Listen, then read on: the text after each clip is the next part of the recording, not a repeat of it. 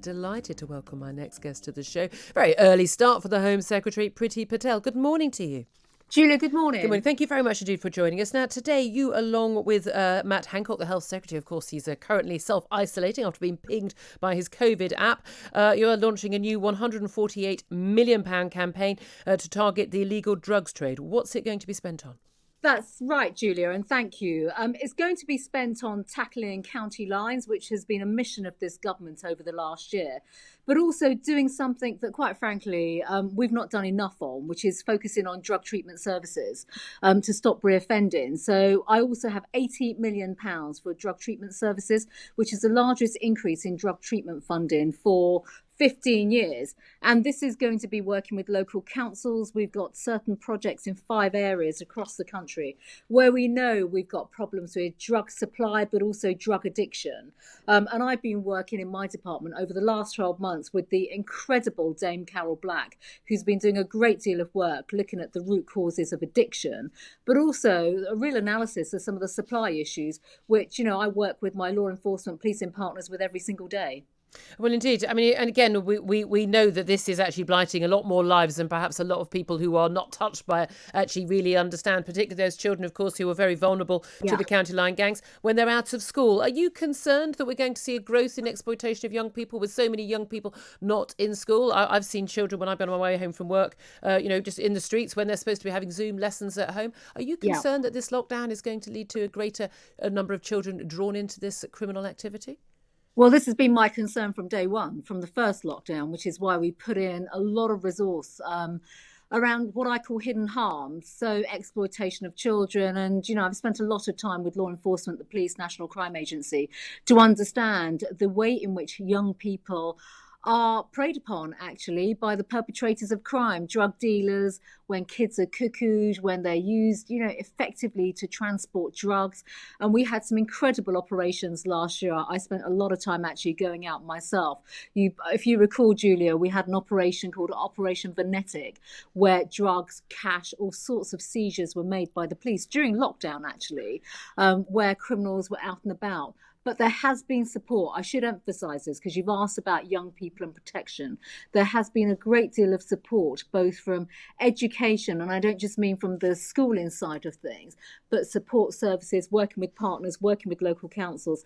And that's very much how this particular programme that we have, it's called Project Adder, which is focused on addiction, diversification, disruption and recovery and enforcement, where we target hotspots in the country, protect youngsters, target local gang leaders, stop drugs from going in, but also do the protective and preventative measures that are desperately needed. OK, let's turn our attention to international affairs. So big day today of the United States, big day for the world, as we see Joe Biden and Kamala Harris in their inauguration at about 5 o'clock at UK time today. And after Donald Trump's farewell speech, we are seeing the end of an era. However, it was Donald Trump who said that we would be very much in line for a trade deal with the United States. You were a leading voice in the Brexit campaign.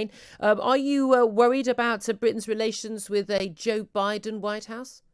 No, I'm not worried at all. Primarily, we should absolutely, and the Prime Minister has already been in touch with President-elect Biden. You know, the fact of the matter is we have an incredible relationship with the United States, and we always will and have done, irrespective of who's in the White House. Our administrations work closely together, yes, on trade negotiations, and Liz Truss has been doing a fantastic job in terms of dialogue on trade relations, but actually on security, on climate, a whole range of policy areas where the UK and the United States lead together.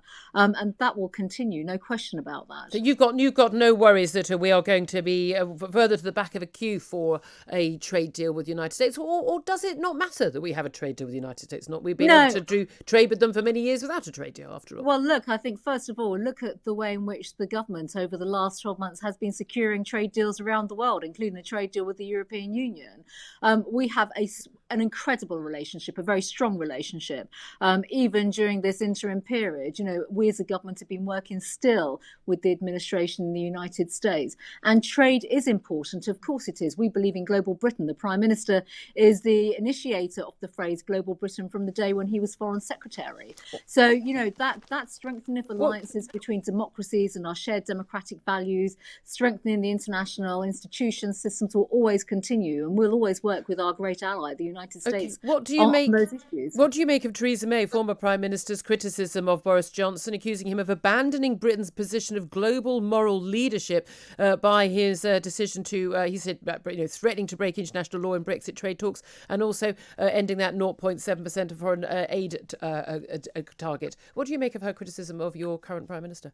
Well, first of all, I think we should put this into context, and I disagree with that particular proposition. Boris Johnson, our Prime Minister, when he was Foreign Secretary, who was the architect of global Britain, and global Britain is about a strong UK, an open and innovative partner in the world, sharing and leading on international values, working with, working for strong global institutions that are relevant for today and the future. And that will always continue. When it comes to aid in particular, it's something that I've worked on myself. He's been a strong leader and a strong advocate of the multilateral system, supporting people in the world where support is needed, dealing with issues such as poverty, girls' education, which was his own personal ambition and passion. He's a strong advocate of many of these issues. Look at the way in which we've led on COVAX. Look at the way in which we're supporting multilateral institutions when it comes to the health systems and challenging organisations that are not working as strongly as they could do, standing up for universal rules which have developed over centuries. So, I just don't recognise that criticism. And as I've said, our Prime Minister is also a former Foreign Secretary who's very much worked to strengthen the international system. And that will continue. I know our time is short, so apologies for interrupting, Priti Patel, but I just wanted to get to the latest on what's going on here in the UK. We are seeing reports, particularly the Sun newspaper today, that actually talking government is about not even thinking about easing lockdown until April at the earliest, Easter weekend. And even then, that will be moving into very strict Tier 4 restrictions for many people. Given that we've got some concerns now about the rollout of the vaccine in terms of getting the supply, although the actual delivery has been certainly on track in recent weeks. Are you concerned? I mean, you're someone who's been very much on the sort of the libertarian side of the party, someone who's very much fought for freedom. One of the reasons why you supported Brexit. Are you concerned that we are going to be in lockdown for many, many months to come, and that there is no proper exit strategy? The answer is no. The fact of the matter is, when you look at where we are right now, we see on a daily basis the number of people that are being hospitalised, the number of people that are dying from COVID, and, just the pressures on the NHS right now. We're in lockdown for a very, very good reason. But that lockdown is, in parallel, we have to look at it in parallel with the vaccination plan, the delivery plan for the vaccine, and our focus on making sure that we can get the vaccine, that needle, that jab into the arms of those that are more susceptible to COVID. Yeah, and once that's done, so if mid-February, if that we're on target, if mid-February that's done for all over 70s, the clinically vulnerable, and NHS workers, care workers and the like, at that point, why is there still a debate about whether or not the exit strategy begins? We know that Mark Harper and others in the COVID recovery group have said, March the 8th should be the first date at which we actually start coming out. Not even talk about that for many weeks afterwards in government. When does the exit strategy actually start? Well, no, I'm not going to come here and give you a time frame. But what I would when our freedoms are taken away like this, do we not have a right to know what the time frame is? Well, the time frame actually has been spelt out by the vaccines delivery plan, and the focus in terms of making sure we can protect the public from the virus by getting the vaccine out.